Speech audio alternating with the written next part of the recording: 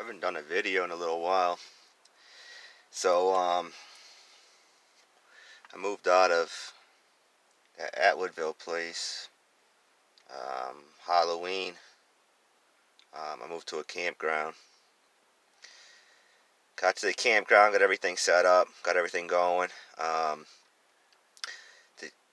that was the last night. There's probably about fucking place is so huge, but there's only 10 lots for the winter, so everyone had been partying for a couple days, apparently. I could tell when I got there at 1 o'clock, they were in full party mode. There was a camper across from me.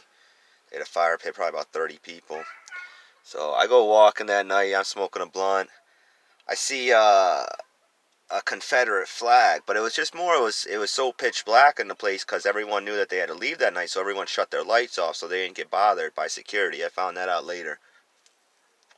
But this one place still had their lights on. They had a Confederate flag, and it was, where I'm from, I don't really see a lot of Confederate flags, one, and then two, it's just more the way the light hit it. So I take a picture, and these two women come out like, "Excuse me, Karen and Karen Jr., fucking excuse me, can I help you?" I'm like, "What's your name? Where you live? Like, fucking, what's your social security number? Like, bitch, get the fuck out of my face." So, I ended up, I tried finding the woods, because I had boots on, and they were wearing, like, flip-flop sandals. So I ended up finding the woods, and I'm like, all right, I kind of know the general direction of where I'm going. So, I head in that general direction, end up losing them, and I come up to the camper across from mine where there was about 30 people partying. So I was like, you know what, fuck it, I'll just introduce myself.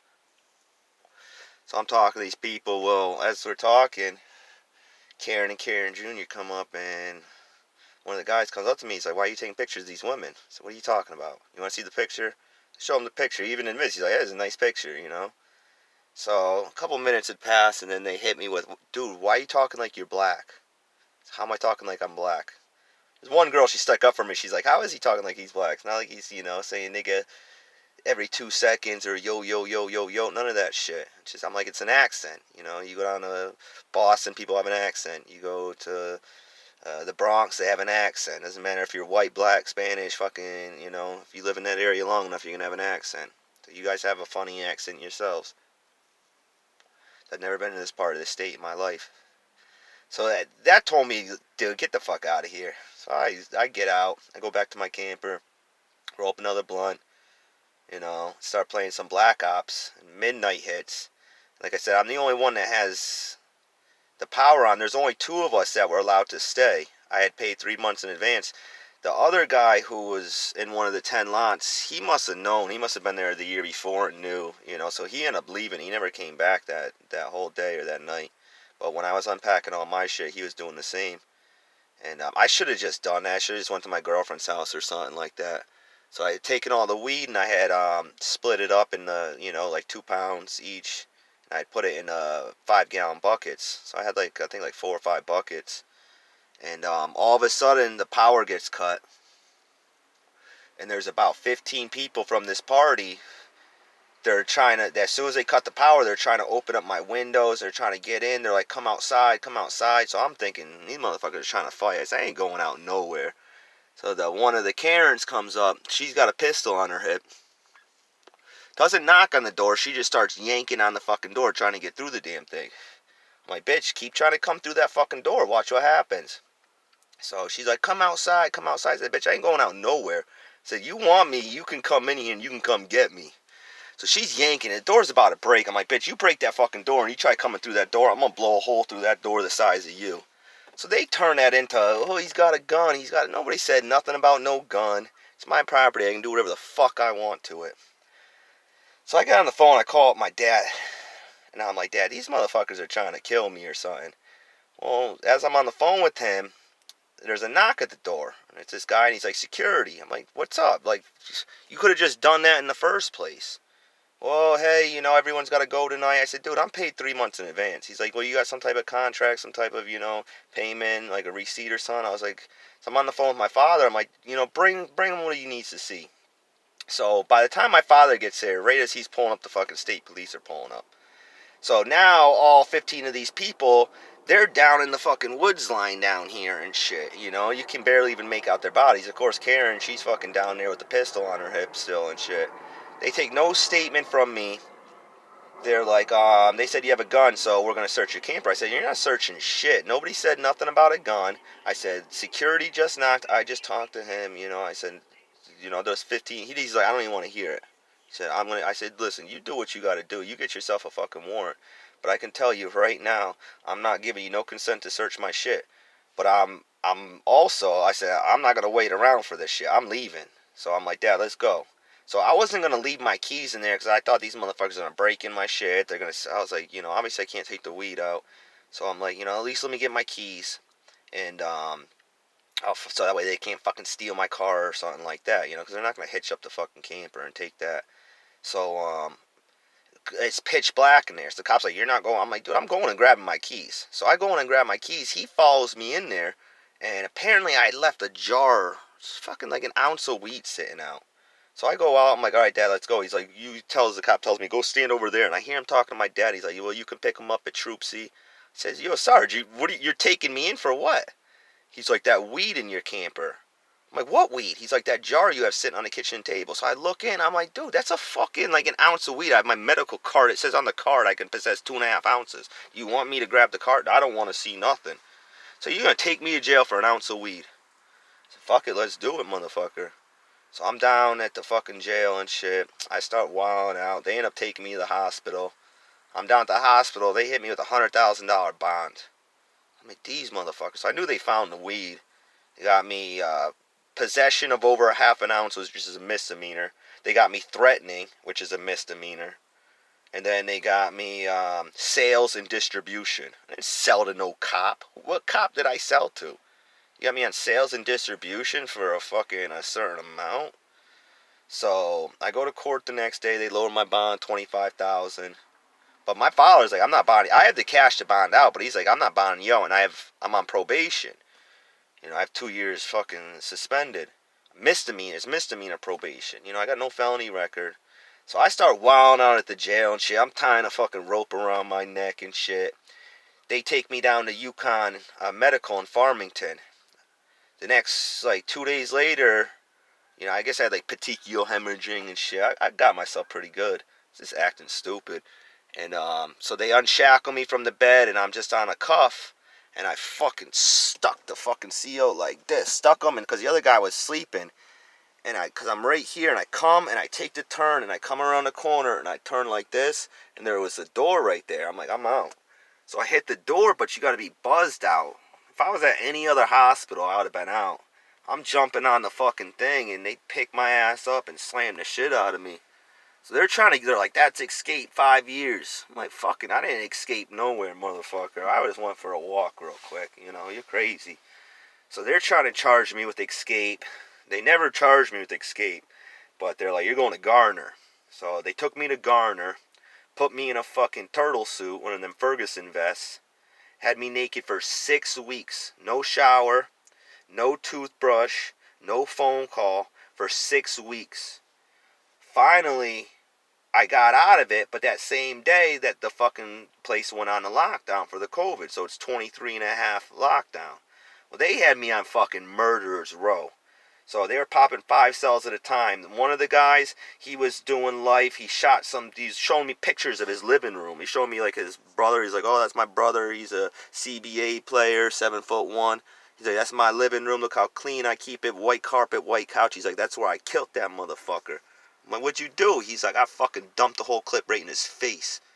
I wanted to ask him, what made you that mad to do that, motherfucker, in your clean-ass living room? Talking to one of the second kids. This is out of 5 cells that they popped. Second kid's fucking, he's like, I'm in here for a brutal crime. He's like, I beat this dude to death. He's like, with a baseball bat. There's nothing left of his head. The other dude, he was like, they got me on ISIS charge. I'm like, ISIS charges? He's telling me a whole story about how, he was trying to recruit people. He called an Uber. I guess the fucking feds were tapping his shit. They sent a fucking undercover in the Uber. He's going to meet someone to recruit him at the airport down in Washington. And fucking, the guy's like, he keeps asking him all these questions and shit. He's like, oh, I want to join the cause, here, take this knife. The guy's like, I don't need no knife. So they end up following him back all the way to Hartford, and they got him. I was like, what are your charges? And he's like, providing material for a terrorist organization. I was like, what was the material? He's like, myself. It's a life sentence he's looking at. Another dude fucking stabbed his girlfriend in the neck with a butcher knife and fucking took him on a run, flipped the fucking car. And then I had another dude just batshit fucking crazy. So they come, they make me sign the papers for high security, but in there we were basically, it was already high security, you know, it was 23 and a half hour day lockup. So after about 3 months, they send me back to Hartford. So I'm like, shit, maybe I'll get into the dorms. As soon as I got to Hartford, I see them pull out the bright fucking neon yellow jumpsuit. I'm like, you gotta be kidding me with this shit. So they put me in the jumpsuit. I had to go through quarantine. Everyone else, after the fucking 10-day quarantine, got to leave. I went around the corner where it was just me and the COVID worker. So it was nice and quiet and shit. But then they started sticking people who were refusing to take the COVID test. So next thing you know, the whole fucking tier is full of people who were refusing the COVID test. While I was there, the COVID worker had gotten COVID. You know, he left for about maybe a week and then comes back. So he's telling me, he's like, dude, you shouldn't even be here. Like, they forgot about you. Like, you're here with a bunch of people refusing the test and shit. Like, that's a lawsuit. So they end up bringing me down the west block on the third floor because I got to be on the top floor because I'm high security. Same thing, my fucking dude across from me is in for murder. The guy next to me is in for fucking murder. And I was just waiting to get served. My first court date was November 30th. It got pushed back to January 15th. It got pushed back to March 15th, and it got pushed back to April 26th. I haven't even been to court yet. I was just waiting to get served because no bonds company wanted to touch me. It was $25,000. They wanted $2,500. You know, and they want two co-signers. I was like, I should be able to sign myself out on that shit. You know, for $2,500. They're like, well, we'll do the $2,500 cash. You can give me one co-signer. So I was literally sitting on like $2,200, you know. So finally, fucking about like, I don't know, maybe a week, 2 weeks ago, 10 days ago, they ended up serving me. So my girlfriend posted the bond, and it's just I went back. They threw my cell phone in the trash. They told me like that. Supposedly I signed something saying I had fucking 30 days to pick it up. I'm like, how can someone come pick it up when you guys transferred me the next day to Gardner or to the hospital and then to Garner, and I sat in a fucking turtle soup for 6 weeks. I didn't get no phone call for 6 weeks. You know, not even that. My property should have went over there to Garner with me, you know. So I talked to lieutenants over there. They're like, well, it gets shipped to a fucking warehouse where it gets destroyed. So they gave me a phone number. But I end up getting a fucking one of these government phones. So right now, I can't get into a shelter because like I'm not on drugs. I'm not drinking. You know, I don't have any like mental health diagnosis. So I talked to these people today. They're like, well, we'll send someone out. They want to verify, you know, where you're staying. Because I'm like, I'm staying in my car. So they're like, it could take up to a week. So this was like 2 days ago. Or I take that back. It was yesterday, the other night. Yeah, so a day and a half ago. And apparently they had sent somebody. But I woke up in the morning, it's fucking 32 fucking degrees one morning. The next morning it was like fucking 25 degrees. Fucking the whole car is frozen. So, you know, I end up fucking sitting there, and the property manager, I was parked at an apartment complex. My girlfriend, she's like, listen, I don't want to deal with your shit, you know. She's like, I bond you out, that's enough, you're not staying with me, you know. So I'm like, well, listen, I don't want to, you know, fuck shit up for you, because I'm not even on the lease. I'm not supposed to be there. Her neighbors already don't like me. The first night out, she had to go with her mom because the dog got put down the first night out. And I didn't have a phone, so I went and knocked on the door. And the neighbor called the cops just for knocking on the door. So the fucking, I'm getting followed everywhere I go. The cops are fucking like following. I end up getting fucking stuck in a bog and shit. Like, dude, it was fucking crazy. So after that, she's like, you know, you're not staying here. So the property manager was like, you gotta go. So I ended up fucking leaving. And then, of course, right after I left, they come. So I talked to them today. So I gotta go down to the commuter lot right now. Just gonna hang out here for a little bit. And go down to the commuter lot. And hopefully they show up and they can get me into a damn shelter. Gotta find a job. I just got a phone. Applied for Aldi. It's like $22.50 an hour. You know, when that guy was in jail, he's like, listen, he's like, I'm on special parole. He's like, I'm a convicted felon. His dad, him working in the meat department. He's like, I was making $22.50 an hour, getting 65 hours a week, time and a half. It's almost 80 hours. You know, so I was like, shit, I need something like that to get back on my feet. It's like, you know, it's almost better just being in fucking jail right now, you know. I got all my clothes in the fucking back and shit. Like, I can't even put my seats down. My girlfriend won't even let me put my damn clothes in the fucking, in her apartment. My sister won't fucking let me put my shit in my father's. It's my, not even her house, it's my father's, you know. I'm like, let me put the shit in the bait. Nope. You know. So it's kind of fucked. It's, in the end, it's not worth it, you know, for the growing the pot. You know, when it puts you to where I am right now, you know, it makes you want to use, it makes you want to drink.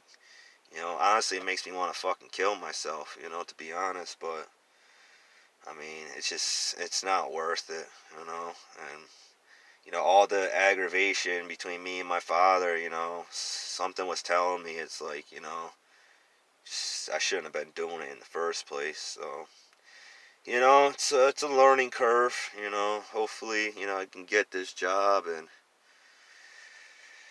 get a fucking place to stay and get back on my feet again, you know. But, I mean, until shit becomes legal in the state, I'm not even going to touch it. I mean, if anything, I'll go to Massachusetts. I'll just do it in there because, you know, this is the second time. I got caught with 38 plants before.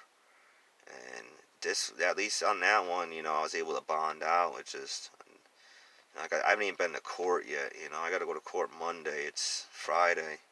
That's if there is even court on Monday. It might get pushed back again. And I got to go to Rockville court. They only got me a $7,500 bond for my 3 VOPs, DUI, and possession. Oh, off of that 38 plants, it got knocked down to a possession of a controlled substance misdemeanor. So it's $2,500 each. But yeah, I mean, if you're thinking about growing shit in Connecticut, you know, and I mean, you could do what you want to do, but I mean, you get caught, it's gonna ruin your life, you know. You gotta make sure you got some type of contingency plan. You know, you gotta make sure you got people. That's my thing is I was a loner. I didn't talk to nobody. I talked to my father. I talked to my girlfriend. Occasionally talked to my sister. Occasionally talked to my mother, but that was it. And then when, you know, those people turn their back on you, you got no one else. You know, unless I got $25,000 to put up, you know, I ain't getting out. I need someone to sign for me. And it's fucked up because I was in there and guys on his 5th gun charge, you know, fucking, he had 1 in the chamber, fucking 9 in the clip, you know, fucking promised to appear. Another guy fucking on his 3rd gun charge, he ended up doing 3 months, you know. I sat there for fucking 6 months basically and never even went to court. If I would have got caught in Hartford, they would have just taken the weed and I would have never got charged. It's just where I got caught at is they don't fucking play around. But I figure, you know, I'll make this video. Like I said, I was watching a video and man, right before I left, I was just being, you know, being stupid. I could have, it's just my mouth gets me in trouble sometimes. And, you know, it's a learning lesson, you know. Try to figure shit out, just, you know. I felt ever since Halloween, it's just, I've been dealt nothing but a shit hand. You know, I play a lot of spades. Not so much this time, you know, because there was no interaction between anyone else. I was basically locked in a cell 24 hours a day. But, you know, I guess a good way to put it is, you know, you could be the best spade player in the world, you know, but you get dealt a shit hand, you're not going nowhere with that hand. You know, you gotta try to figure some shit out, you know. That's what I'm doing right now. At least, you know, I got my car. I don't have no felony record. Got some type of education, you know. So I could use the shit hand and I could put it with, you know, the skills I do have and the things I do have and hopefully turn it into something positive because honestly, the way they leave you, it sets you up to fail, over and over and over. And that's how people, they get stuck in a rut and they just, continue the cycle. I don't want to do that shit. Like I said, right now, more than anything, I just want to, get drunk. But I got the fucking breathalyzer. I get drunk, I ain't driving nowhere. I want to get high, but it ain't worth getting high. Honestly, it's as easy just to fucking hang it up, but I mean, there's always tomorrow, so it ain't worth it. But I'm gonna end this shit. Hope everyone's doing good.